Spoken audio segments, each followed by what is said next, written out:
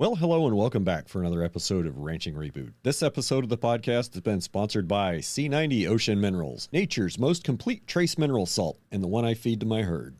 Support for this episode also provided by our generous patrons over on patreon.com/redhillsrancher. If you'd like to support the show and allow me to continue to produce weekly podcasts, head on over to patreon.com/redhillsrancher, click the link on the show notes, or follow the link on redhillsrancher.com. Hey, you want to make a podcast? Spotify's got a platform that lets you make one super easily, then distribute it everywhere and even earn money. All in one place for free. It's called Spotify for Podcasters, and here's how it works. Spotify for Podcasters lets you record and edit podcasts right from your phone or computer, so no matter what your setup is like, you can start creating today. Then you can distribute your podcast to Spotify and everywhere else podcasts are heard. Video podcasts are also available on Spotify. And when you want to take your conversations with fans to the next level, Q&A and polls are the best way to get them talking. With Spotify for Podcasters, you can earn money in a variety of ways, including ads and podcast subscriptions. Best of all, it's totally free with no catch. I highly recommend you give it a try. Download the Spotify for Podcasters app or go to www.spotify.com/podcasters to get started today. This week's guest is my good friend Macauley Kincaid, coming in from Southwest Missouri. Today, we're going to talk about the power of positive feedback. Macaulay's going to explain some of the reasons why the corn this year is probably so poor, some lessons from failures this year, how to turn cash crops into cover crops with cattle. We're going to talk about how you measure biomass and figure out some grazing math. And we're going to talk about Mac tries to describe a noise that he heard, and for the second week in a row, somebody gets a shout out. So here we go. Episode number 80 with Macauley Kincaid.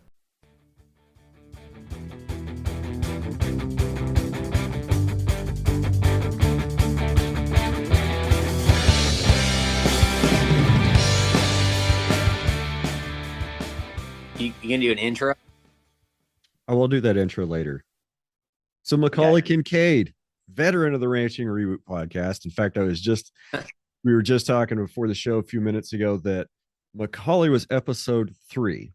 And if I've done my job on the release schedule, everything's already recorded now. I didn't plan this. So 2 weeks ago, we had the special with Hobbs and Tori. He was episode 1, our first guest. And then last week should have been Michael Kinsey, who was episode number 2. And now we're here with Macauley Kincaid, episode number 3. And let's just say that I don't have any plans for Mike Calicrete next week. Sorry to burst any bubbles. There'll be something new coming next week. So Mac, how you been, buddy? Dude, I've been on a roller coaster here the last 18 months. You know, you said it's been 18 months since I was last on here. Right. It's been a lot of ups and downs. Yesterday was definitely a down. We lost someone in our community that meant a lot to my wife and I. Man, Mark, bless your soul, rest in peace, buddy. He was a good one. He died yesterday in a straight truck accident. Good farmer, good friend of mine. He actually sowed my very first cover crop for me back when I didn't have any equipment. So guy meant a lot to me, and like I said, a lot of ups and downs this year, but you know, there's been some positives too out there, you know, on this farm. But last 24 hours been weighing pretty heavy in my wife and I's hearts, and I'm just so thankful to be able to do this and kind of bring my energy back up, because I kind of been down a little bit of a down mood the last 24 hours, but this kind of got me excited, so that's good. Okay. Well, from what I know of you, Mac, you're a hard guy to get down. You're always smiling. You're always full of energy. You know, that's one of the things I love about you. I appreciate that, man. Like I said, you know, you just got to stay positive. You know, I kind of trying to surround myself with optimist people, you know, and you're one of those. You know, every time we talk, you know, it's normally about an opinion or an idea that you and I have, and we bounce ideas off each other. And I just like to surround myself with positive people. You know, that's why my group of friends, I don't know if you've ever been around Ray Archuleta or not, but that dude's energy is unmatched. I mean, it is insane how much energy that guy can flow out. I can't even tell you how many times somebody said Ray Archuleta, and I've looked at his name on a pad that says, get these people on the podcasts. And every time somebody says his name, it makes a little tally mark, and I'm about running out of room to make tally marks next to Ray's name. I need to just go ahead and do it. But it seemed like a couple of months ago, I was at a point where I was kind of struggling to find guests or struggling to make connections. And then one day everything just kind of clicked, and now I'm scheduled pretty far out. And I'll take it. I'll take it. And so sometimes when you're talking to somebody, it's kind of difficult. It's like, yeah, hey, let's do a podcast. Well, when are you available? I don't really have any recording slots until like mid-October right now. And they're kind of like, maybe I can't put that on my schedule quite yet. So I've run into that, and it's learning how far out to schedule is a challenge. Yeah, for sure. Oh, you there? Yep, we're here. I lost you for. Sorry about that. I lost you just for a second. No, I mean, if you ever need Ray's contact, man, just let me know, and I can definitely get that for you. Ray, we only live about 60 miles away from each other, so me and that guy, I have learned so much off of him, and we have bounced ideas off of each other. And he every time I'm with him, he teaches me something new. And the way Ray can look at a soil and describe how he sees that soil, it's like an art, man. It's like one of the most beautiful things you've ever seen. I mean, he'll be like, look at the destratosphere and look at the aggregation that we have going on here, and the rooting zones. And that glomalin's forming through the mycorrhizae because look at this top, 4 inches of soil and how aggregated it is. And I sent you that picture earlier of my soil, my longest running no-till cover crop soil with cattle on it. And that soil, we've been dry. We cut off about June 3rd. We've been fairly dry from my area. And so, there's no moisture in the top part of the inches, but we still have good structure, and we have a lot of root structure inside that. And that's on row crop. I look at my pastures, and I cannot believe the resilience that my pasture, is sustaining with how dry we've been. It's incredible. But like I said, Ray just has this beautiful art of describing things. And he was at my field day this year with Doug Peterson. And crazy thing, really crappy deal actually. We about a week before my field day, we had I think 10 inches of rain. Oh, And wow. so, I live next to the river. And so my field day was lakefront property. I literally had water 10 feet from my house, and my pasture was underwater. That's So you fun. want to talk about stress? Yeah, I was a little stressed out. And Doug and Ray, we went around the row crop fields, and we were going to spend more time in the pasture. But of course, Mother Nature had other plans. And we would spend a lot of time in the row crop fields.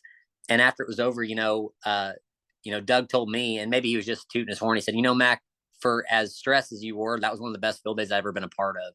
And that meant so much to me hearing that from Doug Peterson, because I look up to that guy, just like I do Ray. I mean, those guys are the top tier list, in my opinion, of people out there. And, I think maybe next year I can have Brian Alexander. I'll have to talk to him, but I don't know. I'll see what I can do. Maybe he can come out to the field day next year. That guy didn't know anything. Baloney. Probably know more than me, man. You farm where it's hard, or ranch where it's hard. My farm where it's easy, everybody says. Every place has its challenges, and places where it rains a lot more consistently have less challenges. Yeah, I don't even want to tell everybody how much rain we've already had this year, because it's like, you're not in a drought. I'm like, but you really are in a drought. It all comes the first 5 months. Bad. It's really bad where you're at. Yeah. Yeah, it's not great, but I will say, CK, that we're pretty blessed that, I'm still grazing cows. My wife and I did feed 2 bales of hay because we went to St. Louis last week. Mm-hmm. And so I gave them 2 bales because I felt for them. And, last winter we fed 3 bales of hay. That's all we fed to all of our cows. And we just keep them grazing. We're far enough south. The only thing that can stop us from grazing, it seems like, is ice. And there's a lot of planning that goes involved with that system. And it seems to work out pretty good. My cows can graze through snow. They might be Southern mama cows, but they can do it just like the deer do it. And they show me that every year. Every year we have, that week or 2 of snow, and it just works out, and they just dig through. But it's this system is so easy. Everybody, every field I have, or every person I talk to, it blows my mind of how much feed and hay and mineral that ranchers and farmers put out there. I was on a conversation today with a guy from Texas, and I told him, I haven't fed mineral in 3 years now. And he said, well, do you have any calves to sell? And I said, well, yeah, not to toot my own horn, but last year we actually calved 100%. So every mama cow on the farm had a calf that was alive.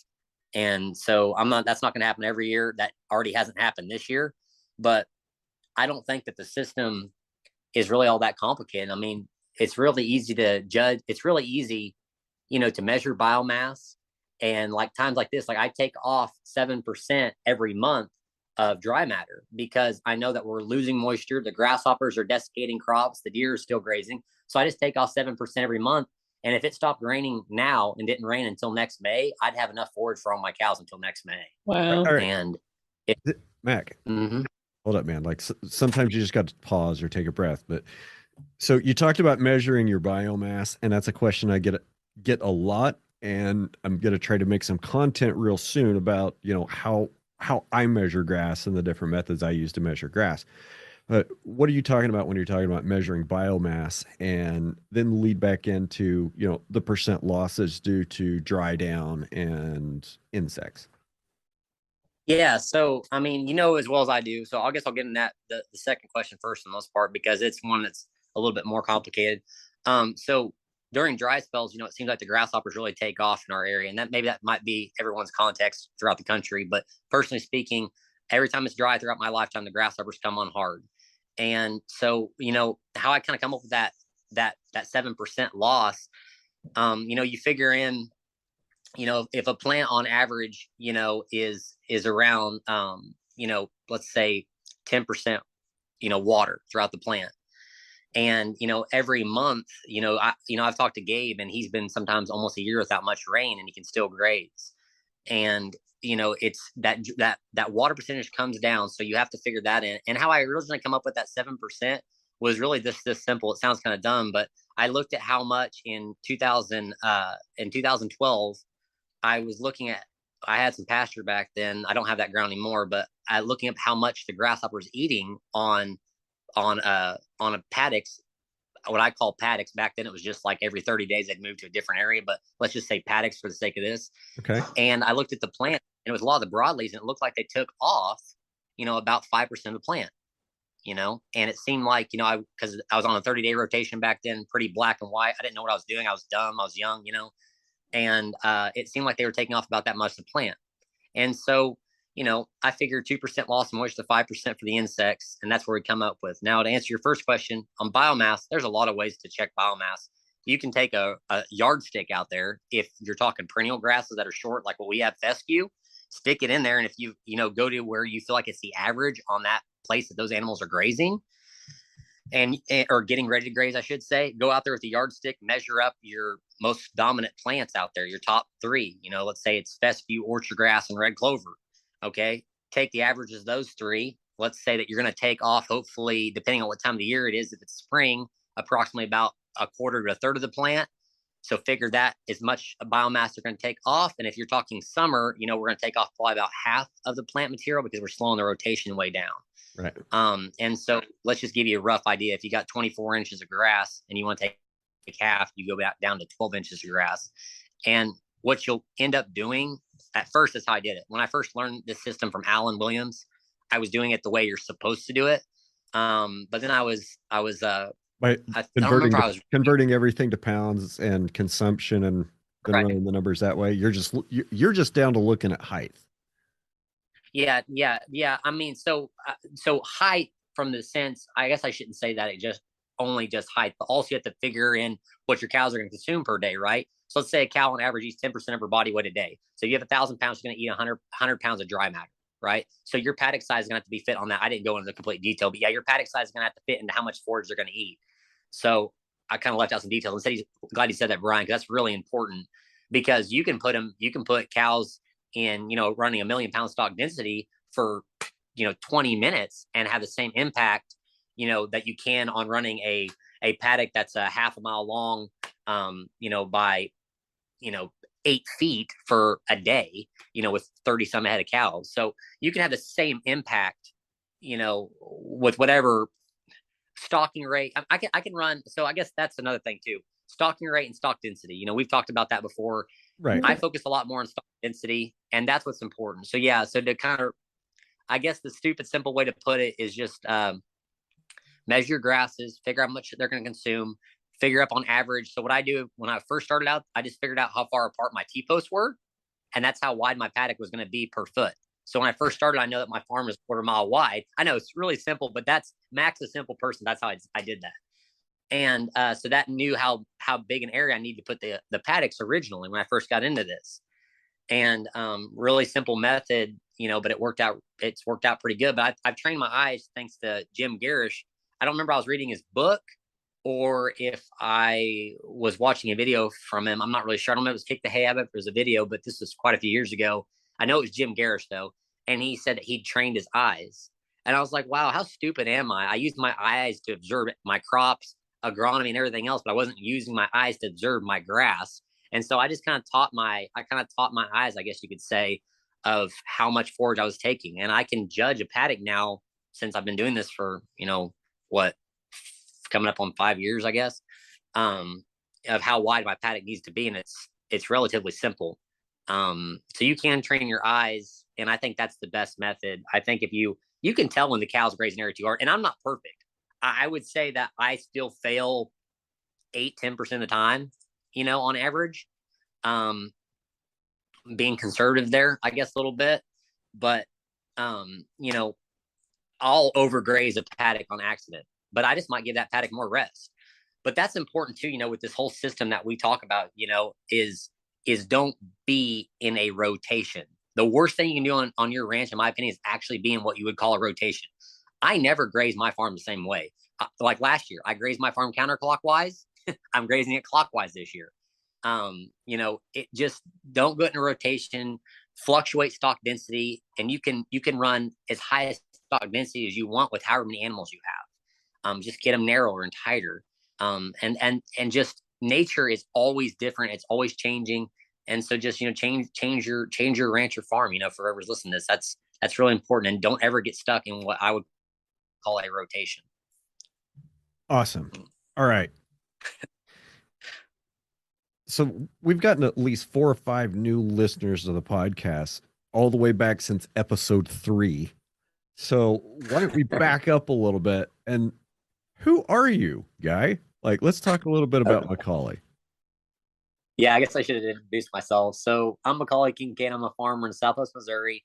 I'm about 30 miles north of Joplin, where the big tornado happened in 2014. Now we're up to around 880 acres of row crop land, and we have around 6 mama cows. So my contacts and my goals on my row crop land is we are 100% no-till. We do no tillage. We are 100% cover cropped. We have a very diverse cash crop rotation of over 10 crops. And it's not even really a rotation. It's more of like a shooting target of webs. We also, we started implementing cattle on row crop land. I believe in 2016 was the first time cattle met row crop land. And, I always give this spiel. I wanted to no-till, and the key to no-tilling was cover crops. And the key to I want to know how to pay for cover crops. So the key to cover crops is cattle. So every one of the land that we own, and of the 880 acres, the only land that we do not own is about 128 of that. We own the rest. And, the key to cover crops was cattle. And so we have fence on all of our farms, but one that we own. And the only reason we don't have any fence on that farm yet is because I haven't put the water infrastructure in yet to be able to put cattle on that farm. So, I mean, really a little bit more of my background, diving a little deeper, how I got started farming. Everybody always asks me, how did you get started farming? When I was 20 years old, I lost my dad to cancer, and I inherited my first 60 acres paid for and cleared. So I got kind of I got kind of a financial jump there with the first 60 acres to leverage for the rest of the farm, I guess I should say. So I just kind of dove all the way in. I knew I couldn't afford tillage equipment because it didn't make sense for a young farmer to even afford a disc, let alone, much else. And so on my farm, all I have is a tractor, a drill, a planter, and a roller crimper. I don't own a combine. I don't own a single piece of tillage equipment. I don't own a brush hog. I'm pretty well basic and simple, What's more important, the tractor or the roller crimper? Ooh, probably the tractor, because it runs the planter and the drill as well. I've only got one tractor. So it gets switched around a lot, Brian. It's like, oh, I got to put on the drill this day. We got to put on the roller crimper tomorrow. Then it has to be on the planter by tomorrow evening. Then we have to do this and have to do that. So it's the workhorse of the farm for the most part. Oh, I guess I did forget to mention one of the most important pieces of equipment I have on the farm, which is my Polaris Ranger. I should say that is probably the most important. We do way more custom grazing of other people's livestock on our land than I have my own cows. So it is a big part of my wife and I's income is our Polaris Ranger and custom grazing by far. So it's pretty important. They're handy like a pocket on a shirt. It's awful hard these days to get around and run an operation without a side by side. They save so much wear and tear on a pickup, so much fuel, and so much time. For sure, man. I'm way too lazy. I'm not gonna go out there and walk and put up polywire. Yeah, it's kind of nice to. I've got it set up with a thing from Livewire on a 4-wheeler. Oh yeah, I've seen it. Yep. We can run quite a bit of polywire off of that. My side by sides all have doors, so they're less than optimal for building fence out of. Mine's just an open station Polaris, but it's we bought a new one last year, and it's a nice machine. I mean, it's a really nice machine and a lot better than what I used to have. I used to have this 2012 Polaris with like, I don't even know how many hours. I don't know how that thing's motor never blew, but it was a lot of hours. I'm gonna say it was like 4,100 hours maybe when we got rid of it. Oh wow! It had a god. Yeah, it was wore out. I mean, I had replaced about everything on that thing besides the motor, but it was shot. So good to get a new one. So let's talk about your cash crops and your cover crops and rotations with cattle. Like, tell me how all that's worked the last year. Yeah, so we've been pretty dry. We cut off rain about June 3rd. And we had probably our annual rainfall before May 20th. So people always are like, oh, what? You get 40 inches of rain. Yeah, but it comes in about 3 months from about February to May. It's really great. And so that's kind of when you need to be planting your cash crops, as most people know. This year, row crop wise, I'm going to say I'm probably going to have more failures than successes. I have some good, I've got some bad, and I've got some ugly on my farm this year. My corn, I would say I'm going to be able to probably pick for actual harvestable grain about a quarter of my acres, because the rest of it was pollinating when it was over 100 degrees for the 2 weeks, and we never rain, of course. The soybeans have a really good chance. Hold up, I'm not a farmer. Tell me what that does. Okay, so when corn's pollinating, you need the male and female to pollinate together, right? So you need to have rainfall to be able to soak the pollen down to the silks to pollinate the corn. So, and also corn will not pollinate when it's above, I believe, 92 degrees. And as you know, we've been well over 100 degrees for I don't know how many days. It's down a little bit now. We're back in the 90s now, so we're pretty good there. But it's been a very hot summer. So like I said, only about a quarter of my corn I'll actually be able to pick. But the great thing is I can put cows everywhere else I have corn that's gonna be a failure. So I've already got guys calling me wanting custom grazing because hay's so short this year. So custom grazing went up 50 cents a head this year. So that's good. I mean, 50 cents a head? Yeah, 50 cents a head in my area. Yep. A day? Went up. A day. Yep. Huh. And that's good to know. My Milo looks really good. I'm really happy with my Milo. It's gonna be good.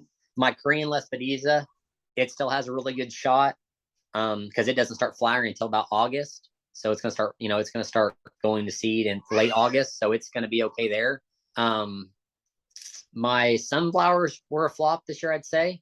We had really terrible insect pressure come on, and they wiped them out. And I chose not to go the standard way and use an insecticide. And so I just let the grasshoppers desiccate the sunflowers down the stems. But the way I raise my sunflowers is a little bit different. So I still am going to have good grazing come next fall if everything works out right. How we raise our sunflowers is we go with a cereal grain in the fall, and then I frost seed red clover in February, and then we go in after harvest of the cereal grain and we plant our sunflowers into the red clover. And so what I like about that is the red clover, you kind of want that, synchronized effect through mycorrhizal fungi with the legume being with the sunflower, because sunflowers are high nitrogen using plant. Right. And so you kind of want the two to have this symbiosis. And since I don't use very much fertilizer at all, we haven't applied any P&K in 3 years now on most of our farms. I want that symbiotic relationship between the grass and the broadleaf to, hopefully fix nitrogen for the sunflower. So even though the sunflower crop will be a failure, it was an open pollinated sunflower variety, not very expensive, and I'll still be able to graze a red clover if we get some rain and the red clover can come back next fall. And we also got a grain harvest off of that. And the grain crops were really good this year. Wheat made 90 and the barley made 60. So I was super happy with my grain crops this year. So I guess it sounds with the like price of wheat, I'd be happy with 92. Yeah. I am pretty happy. Like I said, I don't know. I shouldn't say that it's going to be a failure. I think actually my wife and I will probably make just as much money as we probably did last year because the grain prices, what we will have, are so much higher and our inputs are so low. But I just want success on every farm, and I have all this thought process. I have all these ideas that I want to do every year, and when weather hinders those ideas I've worked so hard and so much thought to put into, kind of bum a guy out. I mean, and you just you got to stay positive and just know that next year's gonna be better. And when I really think about the overview of my farm after I just talked about it, it's really not that bad. There's a lot of people that are gonna be in a lot worse shape than I am this year, and so I'd say that crop insurance will bail out a lot of farmers. But as I've said before, a lot of my crops I can't get crop insurance on because I raise so many different specialty crops. So, but I think the farm's pretty resilient because we have so much diversity on our farm that we'll be all right. For sure. Sure. Sorry. I went to feel again and just cut off. I always do that. You're good. It's all right. You're good. Brian, do you have a garden right now? Yes, we do. And the corn took off. I mean, I got the corn in third week of April, 22nd, 24th is when by the time I got everything planted. Yep. We sprouted the seeds inside. Like I'm talking about planting 400 corn plants, right? So we sprouted the seeds inside to make sure that they were going to germinate. Went out, each one of them in their own little special hole with drip irrigation. Came back and covered that up with prairie hay, thrown chicken and duck shavings out of the chicken and duck house down the rows and out amongst the plants, planted some pole beans. Oh, nice. Like a milpa? Yeah. No, just the straight up pole beans to get the nitrogen. Okay. Yeah. I didn't want to do milpa because squash beetles are kind of a thing. Okay. And the milpa mix I had left over from last year was like a 43-way blend, and I think 27 of them were like squash, melon, cucumber type situations that those squash beetles just love to be on. Mm-hmm.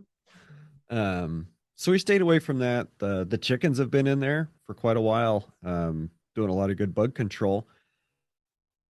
I think obviously I'm no corn growing expert, right? I know how to grow Indian grass, and that's not even close to corn. I can see I know a lot of them didn't pollinate. I know I had a lot of pollination problems. And yeah, I can see that the hot weather kept everything from pollinating correctly. I'm also having something really weird happen. Like I'll have immature kernels start rotting and getting fungus inside the husk while it's still in the ear and the kernels are still developing.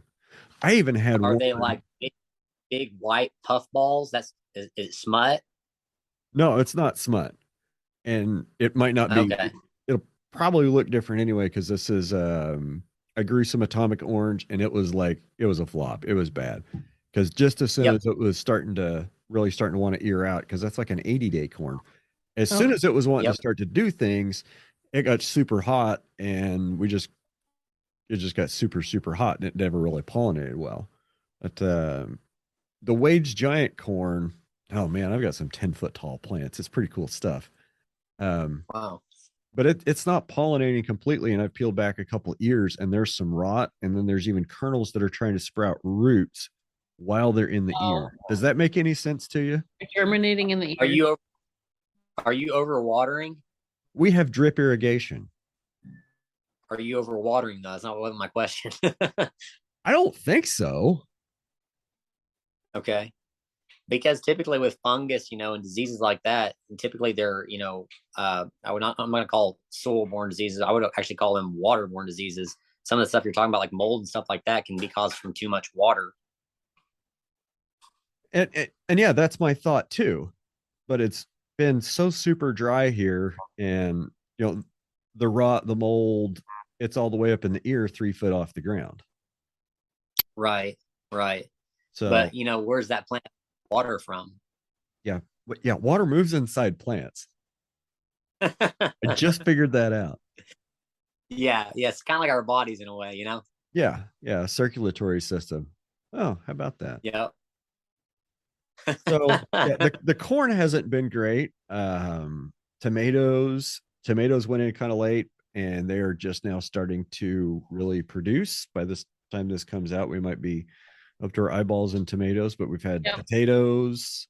We've had a lot of potatoes. We've had some good onions. We've had a lot of salads from different greens and spinaches, and even a little cucumber and some carrots, and peppers was the most recent thing to be harvested. So there's some peppers we're working on.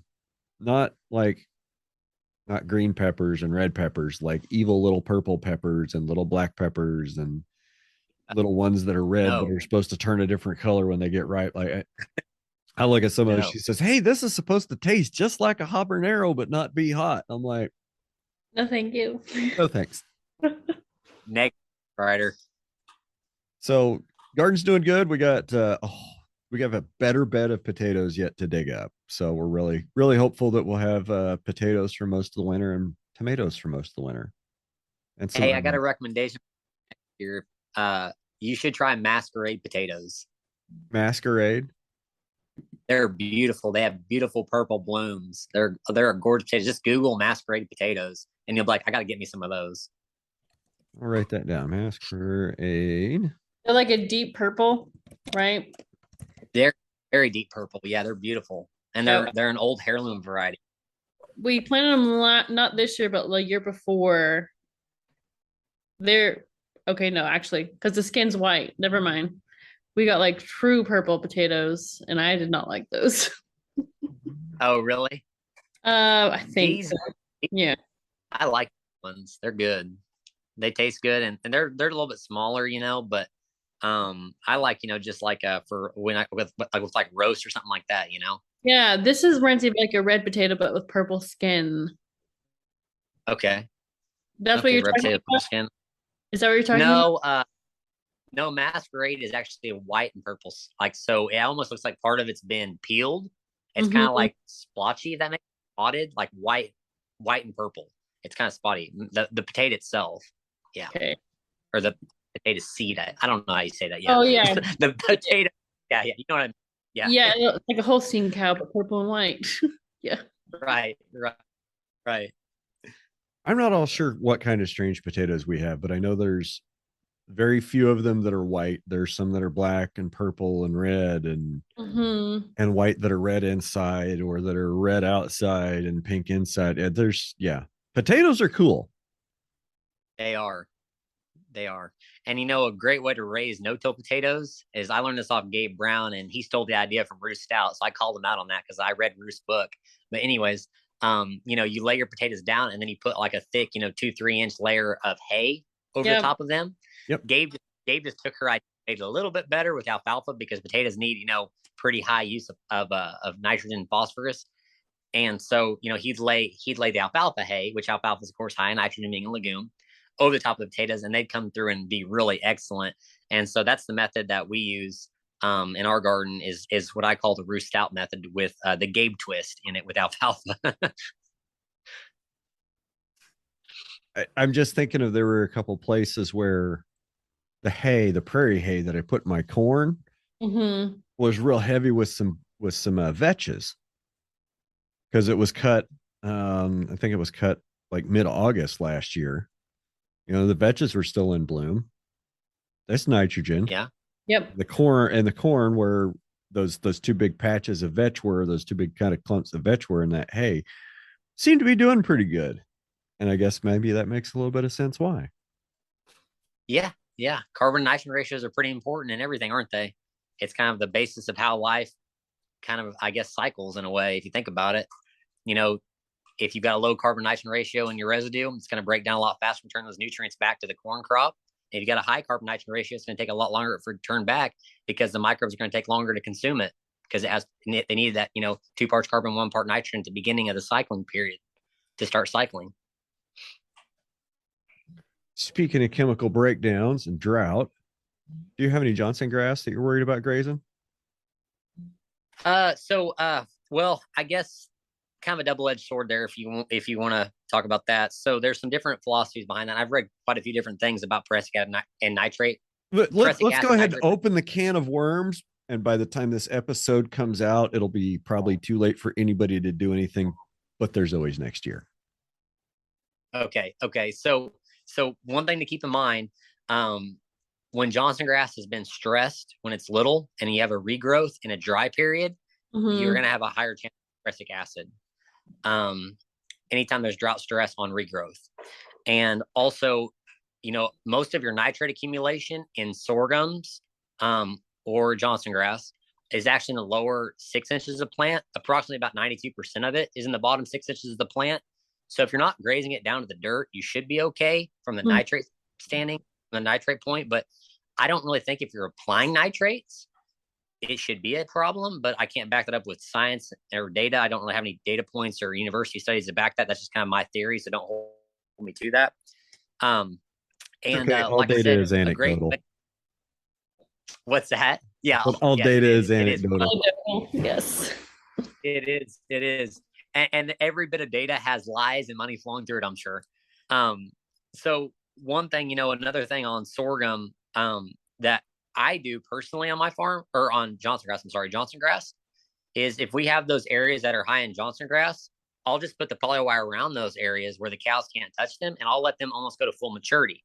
So even on a drought spell, or I don't want to say drought because Gabe would kill me, but dry spell that we're having, even on the dry spell like we're having right now, if you let the Johnson grass go to maturity, you shouldn't have a problem with prussic acid or nitrate poisoning if you're not grazing it too low. So both of the main concerns with Johnson grass are both eliminated for the most part. And you know what prussic acid is? I mean, prussic acid is a big deal. Another way it can have I know what it is, but why don't you just go ahead and explain it? Okay, so it's cyanide gas. I mean, it's cyanide gas coming out of the cell membranes of the plants. The cell membranes expand from drought stress, or I forgot to mention earlier, a freeze. And so when the cell membranes expand, all of a sudden now we've got prussic acid, apparent, and we have to be careful, or cyanide gas, whatever you want to call it. And so, what cyanide gas does, it comes in the body, and I believe it restricts the oxygen flow throughout the body and the animal, and they essentially suffocate to death, is the way I understand it. So not good. It cuts blood flow off, and it can have a lot of major issues. Especially in high parts, when it's very, very serious. With nitrate poisoning, what I found, because I almost had a big major boo-boo one year grazing sorghum that was too short, that wasn't ready to be grazed. I went out there after a day of them being out there, and they're all huffing and puffing. Yeah, I put them on dry hay for a couple of weeks. And a lot of that, if you think about it, it's almost an imbalance of carbon nitrogen ratio in a way, nitrate poisoning is. So hear me out for just a second. Okay. I believe if you supplement plenty of dry hay and make it a larger part of sedan grass that's high in nitrates, I think the effects won't be as severe and you can keep grazing it. And the reason for that is because that cow's gut energy and protein or carbon nitrogen ratio is then balanced and leveled out. And so you can kind of almost control that. And another thing, speaking about a cow's gut, I want to run something by you, Brian. I don't know if I've ever mentioned to you guys before, but we know that healthy soil should have close to a 1-to-1 fungal to bacteria ratio, correct? Yeah. Well, the very first time I ever seen mushrooms on my row crop land was after I grazed cattle. And this is another thing that I believe I don't have any data on or ever heard anybody else talk about, but I believe a cow's rumen is close to 1-to-1 in the fungal to bacteria ratio in the rumen, because the first time I grazed cattle on row crop land, I'd seen mushrooms on the cow pads. And I think there's some sort of link that we don't really understand between cattle and grasses and how they interact with each other. And so when animals graze, all ruminant animals, I believe, have this. When they graze grasses, we're actually helping to return that fungal bacteria ratio back to where it should naturally be, around that 1-to-1. And so that's very, I don't know, that's just an opinion of mine, an observation I've made, but I think it has a little bit of merit to it about cattle. Well, I think that there, to some extent, that over the last, I don't know, let's just call it 80 years of fungicides, I think we've used enough of them that we've killed off a lot of the beneficial fungus.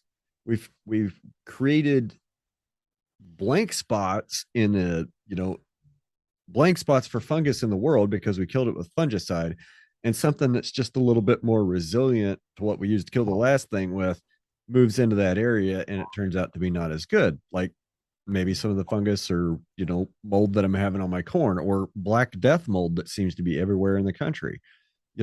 Is that just here because we displaced something better that died with all the fungicides we used?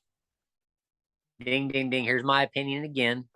So I know you guys always love when I say that, but I believe it's actually lack of following the principles of nature, lack of diversity. If you're in a corn, wheat, bean rotation, you have 2 years of fusarium carryover.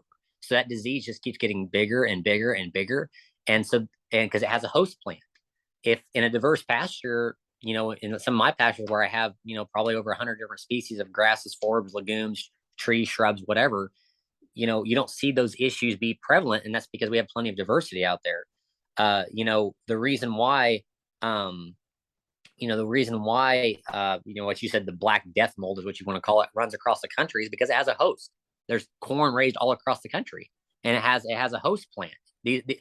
And then if we want to talk about mycorrhizae fungi, we know that tillage destroys the colonization of the spores, the mycorrhizae fungi, and so it'll eventually die off, or it'll starve to death without a living plant.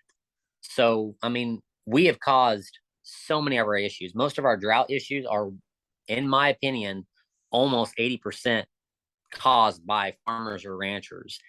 I don't believe it's caused by emissions from vehicles. I believe it's actually a farmer rancher issue more than it is a smog, or, I mean, that stuff plays a role. But when I think about, 200 some million acres of row crop land a year that's tilled. So every time you till, you force oxygen, the soil, carbon monoxide is expelled back to the atmosphere. To get rain, we have to have transpiration and respiration from living plants cycling, causing the water cycle to happen. So we have long periods of tillage.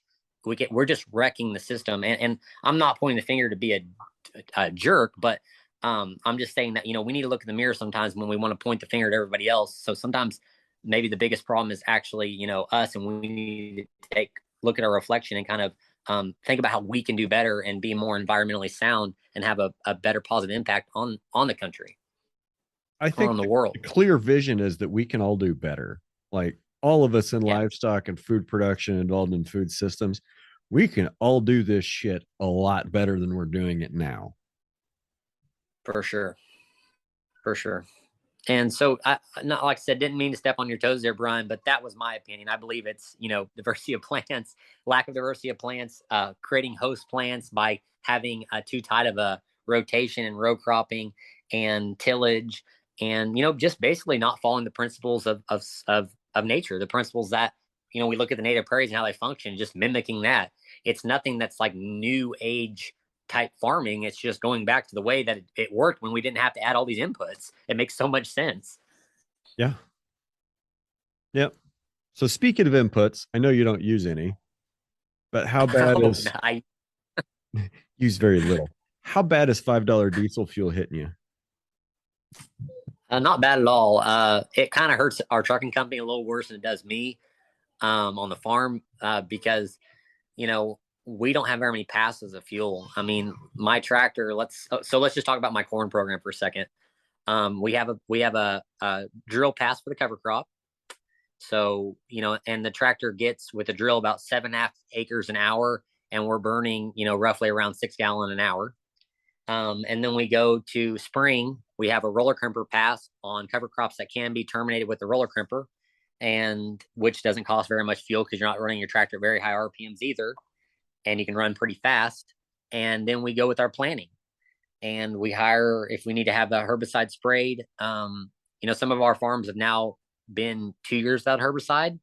But sometimes, there's an issue that needs to be addressed for row cropping to be successful, I guess you could say. And sometimes a herbicide is necessary or necessary evil, especially if you have ryegrass in your cover crop system. So yeah, I mean, and then they have the combine costs. And sometimes like this year, we won't have that, and we won't have some herbicide costs in some farms. We'll just have a cow grazing and a little four-wheeler running around moving the polywire every day. So it's a lot less than, like, not to point at some of my neighbors, but some of my neighbors make a fall tillage pass, litter pass. I don't think any of them listen anyway, so go ahead, point them out. Yeah. Just don't name and shame. No, don't shame, right. A couple of more tillage passes. Then they finally plant after about the 6th or 7th pass. They finally plant their grain. Then they'll have multiple herbicide passes for 2 modes of actions or 4. And then they will go on to their V5 fungicide. Then they'll go to their tassel fungicide with an airplane. And then they'll combine and they'll pick the corn. And then they'll put that corn in a bin. They'll haul it to their bin. And then they'll haul it back out of their bin. And when you think about how much fuel it takes to move from the time they plant the grain, before they even plant it, and I didn't even mention some other things that they could do also in there. By the time they actually decide that they're going to plant a crop the following fall, you're in a 12, 13 pass system just to get grain to an elevator for it to be processed into what some people call food for cattle, I guess. Not me, but some people call that, but right. It's just insane. It's insane of how much energy goes into producing grain.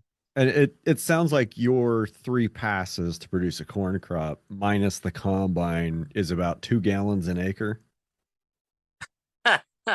It's not very much. I mean, I filled my tractor up twice this year, so it not a very big tank. I didn't need to fill that probably the second time, all the way up. I did. So relatively low expense system. Like I said, if we do spray, we do hire our co-op spray, and then they rip us off on a chemical cost, but that's all right. That's what co-op. And like this year, yeah, they were originally supposed to be a cooperative to help farmers, but somehow money got involved. Some weird things happened, and shareholders got involved. Shareholders got involved, and now you see that their CEOs, drive now probably $80,000-$90,000 pickups and have great big houses. I don't know, something weird happened there. I'm not sure what happened, but that's above my pay grade, I guess. So, I just go along with the flow. But yeah, I was going to give an example. This year, I planted this milo field in this beautiful cover crop stand, and got a really darn good stand for the most part. I've got some places that's patchy. Got a really good stand, and I thought, okay, I'm not going to do herbicide on this field. Mother Nature had other ideas. The soybeans from last year decided to germ that either shattered out of the combine or shattered out of pods. And I had soybeans with milo. My first thought was, okay, I'm not going to spray the soybeans because, legume, grass, plus. Well, the milo was stunted and the beans kept growing and they were outgrowing the milo. So I decided to desiccate the soybeans. It was a decision I made, so we had a harvestable crop. Sometimes we have to do things that we don't want to do on row cropping. And that's one thing I hate about row cropping. The pasture thing is so simple in my system. There's no herbicides involved. There's no even thought of an insecticide. I don't use insecticides in my row crop, but there's not even a thought of that. There's not much that can go wrong. It's such a minimalistic system that works so efficiently, is better for the environment. I preach all the time about regenerative ag, right? I've had this discussion with some of my close friends, and I say this publicly. No form of row cropping can ever be truly sustainable if that's what we're trying to get. A diverse pasture with diverse amounts of types of livestock is the only truly sustainable system in my opinion. And I know I'm going to piss off a lot of people with that, but I think that's the truth. That's okay. I'll jump on that hill with you and plant a flag. Okay. The days of planting annual crops of yearly planting of annual crops that require a lot of input, those days are numbered. Now, I'm not saying that it's completely going to go away, but the days of that are numbered. And we talk about regenerative. We talk about sustainable and what is ultimate long-term sustainable. We have to regenerate things. We have to scale down to get back to a point where things are sustainable. And maybe it is some sort of pasture cropping system with livestock integrated where 1 out of 3 years you're getting a crop off that area, and you rotate livestock around between perennial pasture with annual crop strips in it. Anyway, I'm dreaming here, and we don't have visual aids, so I'll shut up. Introducing C90 Ocean Minerals. C90 offers complete nutrient support for today's farm and ranch. With over 90 minerals and trace elements in nature's perfect balance, C90 remineralizes soil, increases pasture quality, and elevates the wellness of your herd. Enjoy improved drought resistance, increased pasture protein and RFV values, and the elimination of pink eye and foot and hoof rot. Originally discovered by Dr. Maynard Murray, C90 is the only product that meets his standards for sea energy agriculture, including a living ocean source and elevated amounts of macro and trace elements. Freshly created in the Sea of Cortez and OMRI certified, C90 is free from pollutants and contaminants, including microplastics. Visit C90.com to learn more today. That's SEA-90.com. C90 is available through distributors across the U.S., including over 200 Tractor Supply locations. Click the link in the show notes to find the dealer nearest you. We are always looking to grow our network. Give us a call or email today, and be sure to mention that Ranching Reboot sent you. Please check the show notes for all the contact information. Now back to this week's episode. Well, one thing, Brian, that's harming this movement is government. They've got too much of a chokehold on farmers, and it's not them helping us. It's truly a chokehold. Because if you think about the whole basis of crop insurance, it's based off of wheat, corn, and beans. What is ironic about crop insurance being based off those three things? What does the United States trade to other countries? So what do we ship a crap ton of carbon and nutrients over to other countries with? Corn, wheat, and beans. So, and that's why they have crop insurance on those things. It's a system of setting up for this it's this reductionist system that is baloney, and it's caught. And a big part of the problem is truly government. It is government choking down the farmer. Farmers think, oh wow, we're getting a new STEMI package. No, you're getting aid to raise more corn and soybeans and wheat, so that way they can trade it to other countries. They're not helping you. I hate to say you, but Uncle Sam is not in your corner of this ring. Right. He's in the opposite, and he just put his gloves on, and he's ready to take you out in round one. So, farmers need to be aware of that and think about the entire logic and the basis of row cropping. Our ancestors row cropped some, but what else did they have? They may have took in laying periods, what they would call them, where they put in perennials for 3 years and grazed them. So, we didn't get synthetic fertilizer until 1952 in Missouri. We didn't get synthetic fertilizer until 1952. Right. So how did we farm all those years without synthetic inputs? Okay. So, it always blows my mind when people say they have to have, I'm going on kind of a tangent here, a rant, but it blows my mind when people like farmers think they have to have these synthetic inputs, because I always go back to that. I'm like, well, how did everybody do it before 1948 in Missouri? Well, that's different. No, it's not. Actually, our soils are more poorly degraded now than they were back then even. So, it's amazing. And, and there's have you ever always noticed there's always a new product, and this is going to give you X, Y, Z in yield, right? I mean, I'm talking about, CK. There's a new biostimulant that amazingly is just protozoa, but it's going to give, or a azotobacter. It's an azotobacter bacteria. It's a nitrogen fixing bacteria. You're going to put this on your crop, and it's going to give you a heck of a lot of yield. It's going to give you 10 bushel on average. Well, how come in row cropping, when you add all these different things, you're supposed to get 8 bushel from this, 10 bushel from this, 9 bushel for that. Well, I should have 500 bushel corn. Well, how come I'm picking 200 bushel corn? It doesn't, X plus Y does not equal Z or whatever. I don't know. I sucked at algebra, but 2 plus 2 does not equal 22. Yeah, exactly. There you go. So it's just, they always sell you this stuff based off of yield. That's what I was getting at. They always base you these products, and they sell them to you with, you look at your yield you're going to gain. And so I'm not opposed to trying products on my farm. I've tried a lot of different products done side by sides. Most of these products are crap. I mean, they really are. They're just crap, and they're selling you just crap. P&K, I believe, is an entire farce if you just keep living plants in your system. I don't believe P&K is even 1% of what matters to crop yield. I really don't. And P&K is one of our most expensive inputs on a farm. And even ranchers, a lot of ranchers put, in P&K down. And I think it's a farce. A lot of these bug in a jug type things are a farce. Now, pump the brakes a little bit. I will reiterate, I think that some mycorrhizal products on an early no-till cover crop system might be beneficial for that farmer. They're just going to do side-by-sides to know whether it is or not. But a lot of this stuff it's just basically crap. I mean, it's just crap that they sell to us, and it's not true. And think about this for a second, Brian and CK. Think about this. Who sells us these chemicals and these fertilizers mostly? Bayer, right? Okay, so the products that we use to raise our food, we use their products. And when we get sick, who sells us the medicine as well?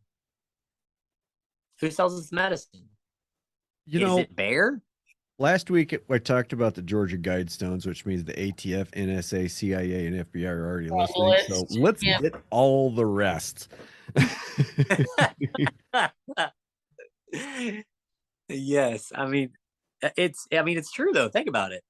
It's true though. I mean, they sell us the crap that's supposed to help our crops, but then when people get sick, they sell us the medicine that's supposed to help that. And then when we get cancer, they're going to sell you the CNN News, sponsored by Pfizer. Yeah. And the next news segment is about that you need to get another vaccine. Yeah, there's no conflict of interest there. None. No, definitely not. And also, these pharmaceutical companies would never, ever try to persuade a politician to view their way. Not ever. They would never do that. No, and they're of the utmost integrity, and I know that they would never try to buy off any scientists or any researchers to ghostwrite or to falsify data. Jonathan Lundgren. Yeah, I know. All right, let's take the sarcasm hat off for a second and keep going. Yeah, no kidding. Well, I cannot cover everything that's going on my farm, like what you asked me earlier, within even probably a 6-hour segment. But I will highlight some of the views and the things that I visualized on my farm, that anyone can come on my farm. I have an open door policy. It's free. We give out farm tours all the time to people that just want to come see it, whether you're from the city or you're a farmer or rancher. We have an open door policy on our farm. And some things I've observed on my farm this year is, number one, way more diversity in my pasture, and my soil on my row crop land is starting to have gorgeous structure, at least 3 and 4 inches down. Beautiful aggregation, 3 to 4 inches down.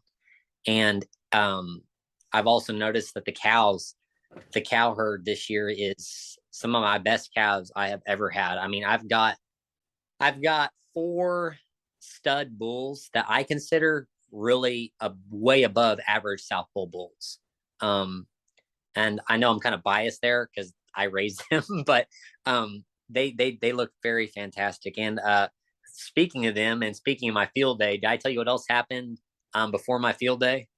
Are we talking about the one back in May? The 10 inches of rain? Yeah. Did I tell you what else happened there? Enlighten me, sir. Mama cow South Pole down river. 40-some mama South Pole cows down. That's less than ideal. Yep. So how'd that situation work out? Okay, so there's a water tank where I've gauged the high water area before, and I thought, okay, I'll move the cows up past this tank. They'll be safe. Never seen the water get there before. So what happens whenever water gets up big? The cow, or when it was raining really hard, I should say, the cows decided that night that they would go back towards the hedgerow, which ironically is next to the river. And then they got island. They found themselves on a little island, 40-some mama cow South Poles. And of course, the poly wire that I'd set up the day before to try to help keep them off there was also underwater. And this was not supposed to be this bigger rain. They were shocked when it happened. Go figure. That works with the weather. I've had 7 inches on And, a 0% chance day before. yeah, that's how I felt that day. So talk about being sick, waking up that morning, seeing my cows on an island. Well, as the river kept increasing, pretty soon they were all swimming downriver. And I called a kid that works with me. And I had another friend that showed up, and we swam in the river, and we lost 8 animals downriver. I don't know what happened to them. I would assume the worst. But those South Poles, I tell you what, are survivors. They swam for, I'm not exaggerating when I say probably 3 hours.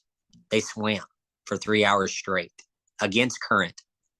And when these animals come out, they were exhausted, and I was exhausted, and I thought I was the world's worst rancher on this planet.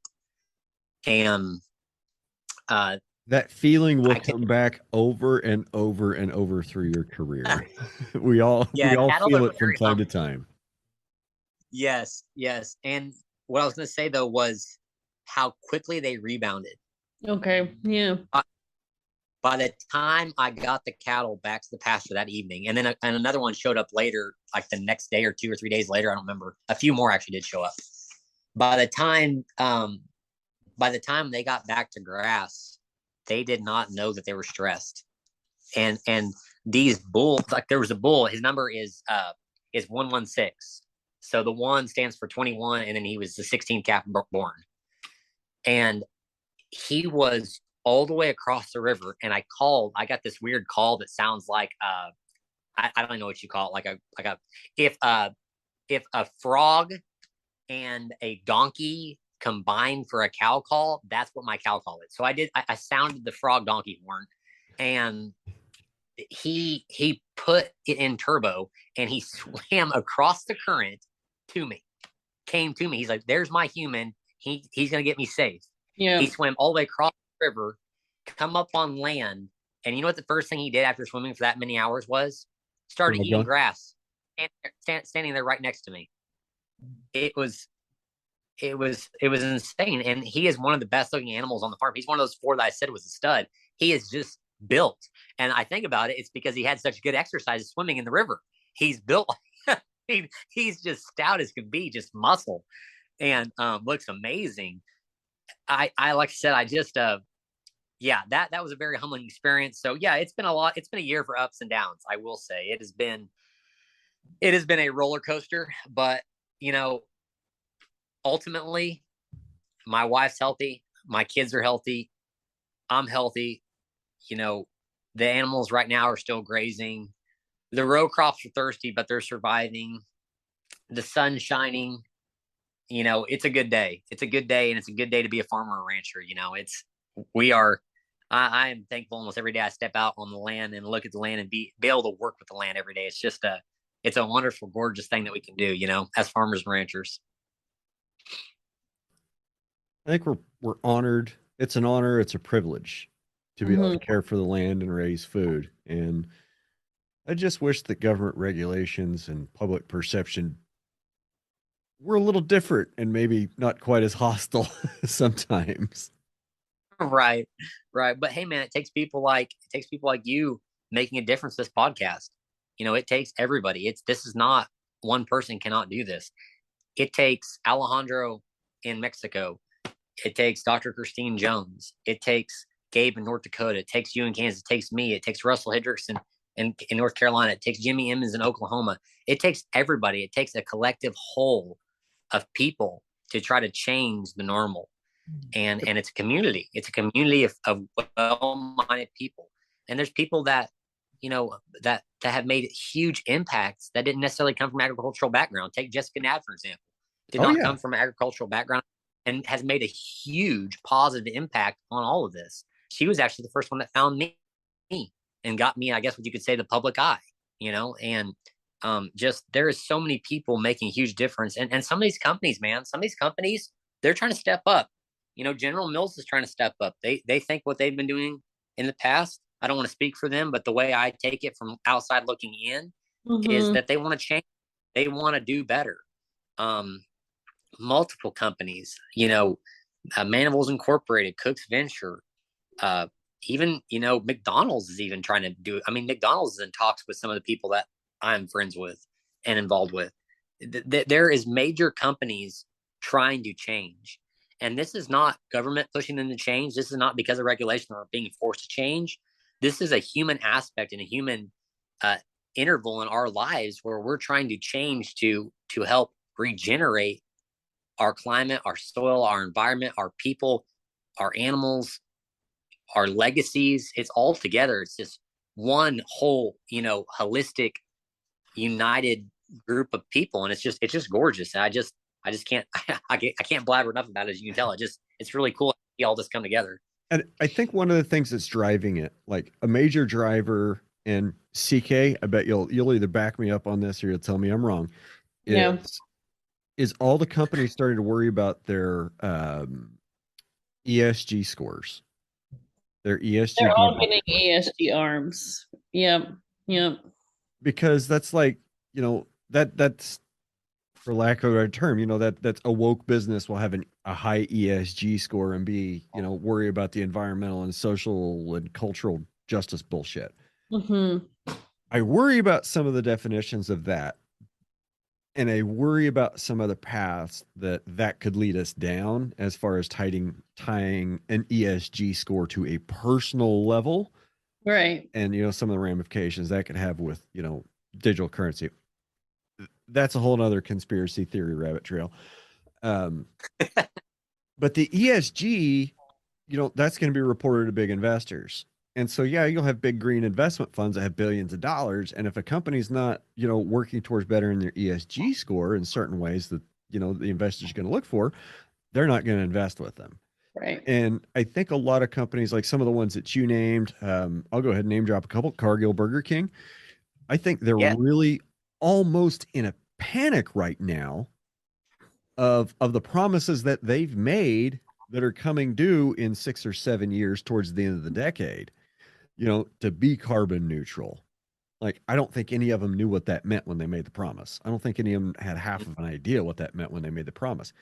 And, they're trying to rapidly improve their ESG scores to maintain their appeal for financing, because the whole, the Wall Street finance model is changing.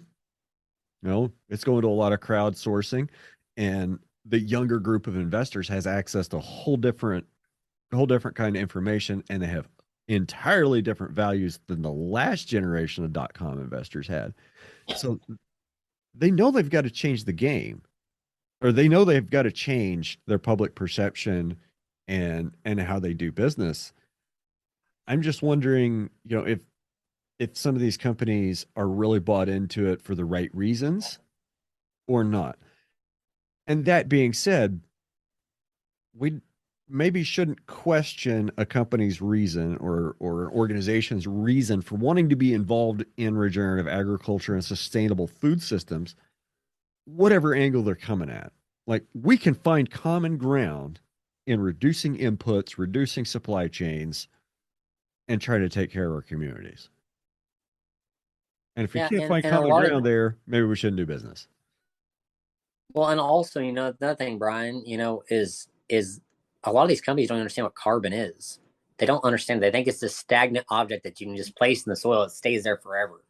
It's not. That's whenever Indigo, when they first started calling and tooting everybody's horn, and they promised you all this stuff. I said, do you even understand the carbon cycle? Yeah. And how are you going to measure? Are you measuring water extractable carbon, or are you measuring the 50 to 58% of carbon in organic matter? How are you measuring this? And so, carbon is a cycle. It's just like the nitrogen cycle, the water cycle. It's not this stagnant object that we just move around in place and then it's there. And to be carbon neutral, to me, the entire terminology doesn't make any sense from a company's view. Because I don't see how they can ever claim to be that. Because you think about it, whatever products that they have to haul those said products. So they're hiring outside trucking companies to hire those. And those aren't their emissions. Yeah, right. That's not their emissions, right? It goes back to the difference between scope 1, 2, and 3 emissions. Do you know what those are? No. Okay, I got a good car analogy. and it's probably inaccurate. And if you got a better one, go ahead and write in and explain it to me. But so, like, we're building a car. Okay, our scope 1 emissions are the energy that we use to put the sub assemblies together. Okay, and get that thing out the door. From the time those parts land till the time that assembly leaves, that's our scope 1 emissions. And that's what they're worried about. Okay, that's what companies like Burger King and McDonald's and Wendy's and Long John Silver's and Pizza Hut, that's what they're worried about. They're worried about their scope 1 emissions. Like, how is our carbon change from the time this crap hits our door till the time, it's in a trash can going out the backside or the customer leaves with it? That's what they're worried about. So scope 2 is going to be all the various sub assemblies that go into the car. It's going to be the box of tomatoes, the box of onions, the carton of flour coming to Subway to make the sandwiches. Okay, those are scope 2 emissions. So what all emissions are required to produce, transport, refine that product? Okay. Where it gets really wild is when we get down to scope 3 emissions. Okay. So then in the car, you're talking about the emissions from the mine to mine the iron, to mine the coal, the emissions at the steel plant, the emissions at the rolling mill, the emissions at the forming die, the emissions at the subassembly plant, and the employees, right? And all their employees. So a simple business with short supply chains like ours, okay, we can potentially survive a scope 3 emissions analysis and come out looking really good.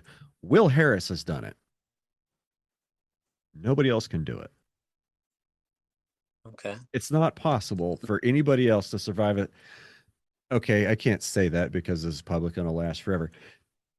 I find it very, very unlikely that in 2022, any business can survive a scope 3 emissions analysis. With employees, you mean? Even without employees. I mean, even if it's just a one-man show. Well, what about okay, hold up, pump the brakes. What about like a farmer who maybe just produces food for himself? Look, if we're talking an Amish farmer with horses, okay, I'll get behind that, right? Okay. But so you're saying it's not impossible, what I'm saying. So it's not maybe impossible. Right. Amish farmer without any inputs that's, tractor drawn machinery. I could get there. I could get that he's got, on the doing regenerative stuff, right? Right. I could get that they'd survive a scope 3 emissions analysis and maybe even be quite positive. I could probably get to scope 2 and be positive, but getting to that scope 3, which is going to be all the machinery that I need, like my gator. Well, that's going to be a hard push. Yeah, that would be.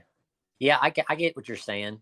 Yeah, I mean, it's just is that realistic though for where we're at ever? I mean, I don't know if that could ever be man, maybe I'm wrong, but I don't see where we're at with the industrial system, how we could ever even major change, right? But people are gonna have to learn to live without the conveniences of everyday life. I mean, the convenience of not having Walmart, the convenience of things like that. When you talk about the scope of that, and there's probably some.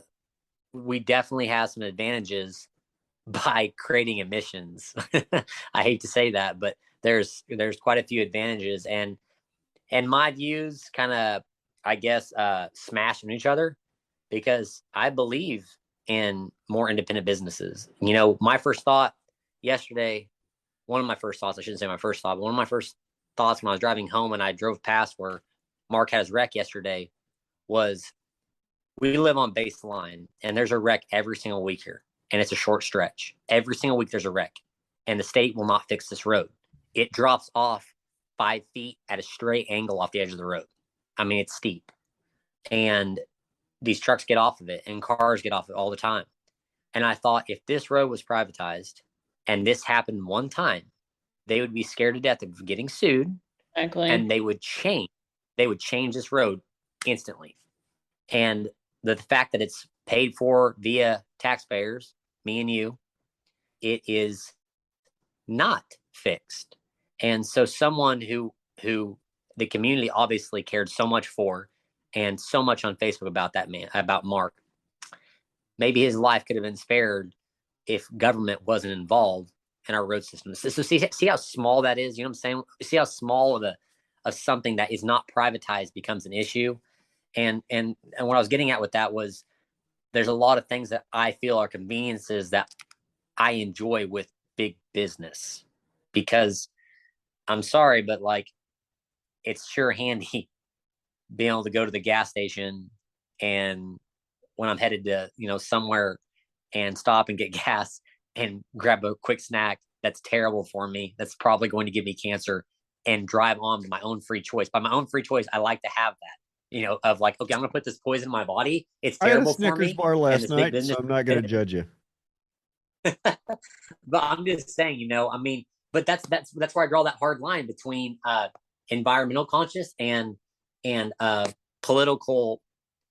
That's a tough way to put it, but political viewing, and how I view politics and how I view businesses and how I view the government. There's a hard line there, and drawing a hard line, it's they can sometimes be the same thing, but other times they can be completely counterintuitive, if you know what I mean. Yeah, I understand. I definitely understand. You definitely get me. Yeah. So what else is on your mind, Mac? Well, a few other things. I would like to hear more about your cattle operation. I would like to hear more about how your cows are doing. My cows are doing great. We've been on a salt and scenery program since early May. Haven't had any supplement at all. No fly control, no insecticide, nothing. Haven't had any problems with any pink eyes, weepy eyes, bad feet, nothing. I did do a week of mineral water treatment, which I think definitely helped level out some what I was seeing that I thought were copper bumps. They tended to shrink a little bit, and some cadmium issues that I was seeing in some of the customer cows in the spine. That's going to be a ridge between about the hook bones and the shoulder bones. When you start seeing that ridge, especially when you start seeing the individual vertebrae in it, that's indicative of a cadmium problem. And the mineral water really helped clear that up this year too. They're really good. I mean, the cows look better than they did last year at this time, which, a lot of the old timers will say when it's hot and dry, the grass is really hard. It's really hard. It's really punchy. It's really got a lot of punch. And I'm definitely seeing that this year, that, they're sucking down whatever they can find, and they're kind of having to hustle for it and find it. Primarily 30-40% of it is weeds. Corrientes are half goat anyway, so they're out there licking willow trees at 9:00 in the morning and trying to eat my oaks down. And but yeah, they're just going to town. The Corrientes they look great. All the young stock, man. Okay. So some of my 2-year-olds are aren't a whole lot bigger than my 1-year-olds, honestly. I've got some 1-year-old cross, but most of my 2-year-olds are straight up Corriente. So we're going to expect them to be a little bit smaller and a little bit finer than the rest. Almost all of my 1-year-olds are going to be crossbred. And I've got some really great looking 1-year-olds. I think I've said it before on a podcast, but so last winter, it was like late November. I moved out of the northeast part of the ranch, which is where I was for a while. Mm-hmm. I was gone for about 2 weeks. Well, I'd been out of there about 2 weeks. I wasn't gone. It's not like I ever go anywhere. But I just didn't go back up there and look, because, you move these things 50, 60, 70, 80, 100 times, they're there. It's like, Right. Let's count. I know they're all here. I saw the last 3 that are always the last 3. We're probably all here. So I wasn't paying much attention. Anyway, a couple weeks later, I looked, and there were 2 of my yearling heifers that were separated from the main herd back up in this, big cell of the ranch. And I tried to get them back a couple of times.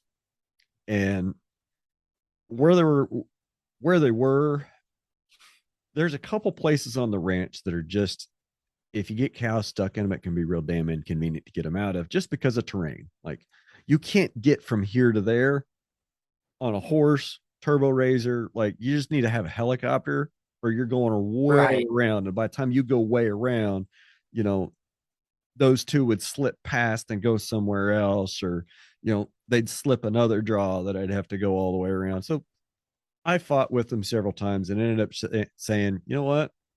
Screw it. I will leave the gates open so you guys can come back close to the herd. They never did. So I had two heifers, two yearling heifer, or two, baby heifer calves that weaned themselves out of the main herd, had the run of about 600 acres for close to 6 months. They did not get salt. They did not get protein. And I didn't even go up there and break ice for them. And those are two of the best looking yearling heifers running around that herd right now.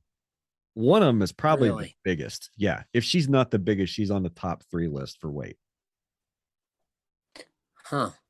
Well, you think about that. They had free access to everything that was good. They had access. I mean, 2 cows on 600 acres, they had access to everything that was good on the farm. And so they got choice all the time. Yeah. And, so that's one probably reason also. And also the fact that they didn't have the stress. I mean, that's what's good about having a big herd like what you have, because it actually creates higher competition. And so you actually have better genetics come out of a larger herd, and those small ones, those are not, I shouldn't say small ones, the two that were by themselves didn't have as much stress in natural competition because they're just by themselves. So that makes a lot of sense. That makes a heck of a lot of sense, actually. But ever since we got them back with the herd, they're in the middle. Like they're with the group. Really? They're not off by themselves. Like they're checked in to the group. So you were talking. That's the. Go ahead. The rest of the cows. Yeah, they're staying with the cows now. They're like, okay, we spent our 6 months out on sabbatical. We're good. We want to stay with the group. That was kind of scary as shit. I wasn't thinking that. Like, something scared them. Just a little bit ago, you were talking about your South Poles, and I don't know if you know this or not. If you listened last week, you would to last week's episode. Is I got a bull that's half South Pole, half Mashona. Ooh, did that by chance come from Seth Losack? No, it came from Michael Kinsey by way of Richard Coomer in Texas. Seth Losack's doing the same thing. Interesting. So this little bull's dad, I call him Carlos. Carlos's dad, his name was Hamish. It was also owned by Michael Kinsey. Hamish now works for Joel Salatin at Polyface. Oh, cool. Yeah. Small world. That's cool. And the other bull I have out right now is a Fleckavy influenced Simmental that's working. So have you ever looked into I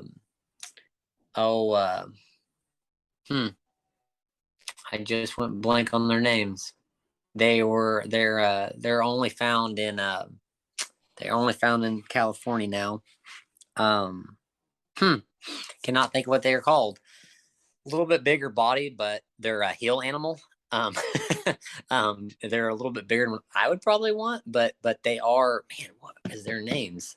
I have to look what that breed is. I just went blank, but I'll text it to you later. Cannot think what they're called. I can see them. I can't think what they're called. Happens to me all the time. Yeah. I'm an airhead, man. If I'm pretty sure I have ADHD, so it's like trying to keep Mac focused is hard. My wife says I can laser down, and she's amazed at what I can do. I say I feel so scatterbrained. Like it's like how do I explain it? It's like taking a jar of marbles and shaking around all the time in my head, and trying to pick out the one to pull a thought from. And so it's like all the time. I don't know how to tell you this, but you probably are ADHD, and that's okay. Just for sure. The world is made up of all kinds of different minds. Mine is definitely not one of the good ones. Good and bad is a different perspective. That's not even important. It's yours. It's the Do one you you have. You just have to, we just have to learn how to use the tool that's in our head a little bit better sometimes and how to harness its power. Yeah, like I said, Ray and I, when we're on the same plane, it's hard to keep a consistent conversation because we're like everywhere. Like anytime me and him do anything together, we're like bouncing around, and we go back to step one, and we go back, and we go to step eight, and then we go back to step two, and it's then we forget we did step one, so we go back to step one just to make sure we did step one. It's a mess, but we enjoy each other, and Ray's and I's conversations, they are normally about 30 minutes long, and what we originally called each other about, we never actually get to. Then we have to make another phone call after. We have to make another phone call after we're off the phone to ask them what we're supposed to ask them the first time. That's happened us multiple times. I know how that feels. I feel personally attacked right now. It's bad, man. It's really bad. Is there? I mean, I guess Ryan, is there anything that you want to know more about my farm or how I raise things, or is there anything else that you want to get out there that other people can hear? I mean, I don't do podcasts that often. I actually turn down a few. I go to do this every week and run my mouth. Is there anything you want people to know? I mean, anything specifically that you narrow me down on? Like I said, that marbles and the jar shaking is what I'm dealing with. I feel that. I intensely feel that. Some days more than others. Here's all my kids. They just stepped in here. Sorry, Dad. It's okay, buddy. How many are we? Let me just step out here. We're at 3 with number 4 baking. Oh wow! Congratulations. Yeah. So no, it's crazy. It's absolutely crazy around here. I always thought about I got like 25 kids, so it's absolutely insane. If they're like you, it probably feels like 25. Yeah, they are actually. My son is very much like me, except he's smarter than I am. So like he I'm gonna shut the door, they're chasing me. They my wife's in another room laughing. Did you hear her? Yeah. No, but my son's a lot like me. He just kind of like bounced around everywhere, and except he is really physically gifted and he's gonna be taller than me. And also he ranked 90, he was in the 92nd percentile for academics in first grade. And so he's reading at like a 6th grade reading level. So he's really, really sharp. I don't know where he got that from, but yeah, he's super smart and he's really athletic. It's different. His mind's like mine. It's just that everything's focused and he's better at everything than I am. So that's what you want. Yeah, I guess. I don't know. He's yeah. It's a lot. And the 2 girls, Emma and Evie. Emma is 3, and so she is in that still terrible 2 age. I think it should have been called terrible 3s because if she doesn't get her way, it's a big scream fest, and we got to go over like, hey Emma, this is the reason why you can't punch your sister in the face. And then the littlest one, the little fat one, Evie, she is our eater. So whenever big brother and little sister don't eat and big sister don't eat their food, she eats their food. She's also loves our pigs. So we got 3 Coon pigs on the farm. She loves the pigs. She loves all however many 100 chickens we have. I don't even know how many chickens we have. It's insane. She loves all the ducks. She's my little farm girl. And Emma, the 3-year-old, she likes to go with me anytime I go on the 4-wheeler. Every time I fire the 4-wheeler, Daddy, I want to go. And then about 2 minutes in, she's like, are we going to go home? Or is it almost time to go home? I'm like, yeah, we'll be down here in a little bit. So 25 minutes later, I take her back home. And then she didn't have very fun. Mom, Kayla goes, did you have very much fun? She goes, no, not really. It's like, oh, okay. Well, she always wants to go, though. So that's what I deal with every single day. But that's all right. It's great being a family farm, Get to spend all the time in the world with your kids. Yep. And raise the kids that, the way that, you want to raise them. It's pretty great. And try to do the best you can as a parent, man. Being a parent has probably been my hardest job ever. It's tough. Well, if you're about ready to get out of here, I'll let you go. CK, you got anything? I was just wondering if are you doing a lot of consulting for others? I remember last time we had this conversation, you were like, I'm getting offers. I don't know what I want to do. Are you doing? Yeah. I turned down all the offers I got. Yeah. I've also turned down some also turned down some label offers, I guess you could say. I've turned those down too as of right now. I don't know where my niche is right now, but I don't think it's with a big company, or in my eyes, big. I think that I would rather focus, like you guys said, on my family, on my farm, on my other enterprises we got going on. Yeah. Real estate, trucks, semis. I've got plenty to do. And so yeah, I don't know. Yeah, I mean, I guess, does that answer your question? I think I don't think right now I'm going to do consulting. Now, if you buy cover crop seed off me, you're going to get a 30-minute lecture on soil health. That's just how it works. Perfect. So, or are they buying the soil health lecture and getting free seed? Yeah, that's what it should be. But no, if you call me and one of the first things out of your mouth is, "Hey, I heard the cover crop guy. There's this NRCS program that I'm involved in." Click. That's the reason why you got the click, because I don't have time to deal with someone that just wants to hand out. That's not worth my time, and I'm not worth the seed sale, in my opinion. So done that to quite a few farmers and pissed off quite a few people. But if, like I said, if you come into the conversation about wanting to just don't care what the cover crop is, and you just want to get the $40 an acre, I'm not really about that. And I'm not going to take the time with you. You can go buy seed off somebody else. So it's fair enough. Draw a hard line there. Good. All right. So if somebody wants to buy seed from you, get a hold of you, send you hate mail, where do they need to go? Easiest way to contact me is my cell phone. I've got it on me 7 days a week. I get 90 to 100 calls a day. So be patient. I will get back with you. And my phone number is 417-660-9207. Again, that's 417-660-9207. And you can also add me on Facebook if you want to follow me on social media. Facebook's the only one I really feel like I have time for. And my name is spelled Macauley. And my last name is Kincaid, Kincaid. So you can add me on Facebook. I've got 3,000 some people on my Facebook, I think, maybe, I don't know, more.